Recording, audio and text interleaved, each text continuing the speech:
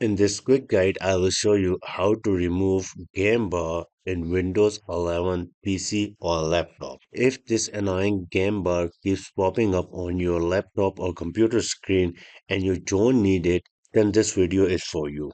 We will quickly go ahead and see the permanent method to remove it completely from your laptop or computer. On your computer or laptop screen, if you press Windows logo key and the G key, this will take up game bar in front of you.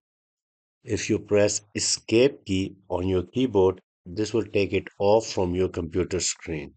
So to remove it on your Windows PC or laptop, go to search bar and type here PowerShell. Press yes to the UAC prompt.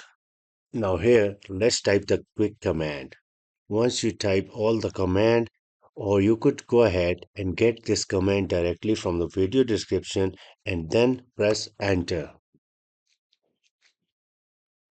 So we have successfully removed and uninstalled Game Bar from our Windows 11 PC or laptop with this simple and quick command. If you want to test it, just close out of CMD, and again if you press Windows key plus G, you will not be getting the annoying game bar again on your computer screen. So that's it about today's quick video. If you like the video, don't forget to subscribe and comment. Thanks for watching. I will see you in the next one.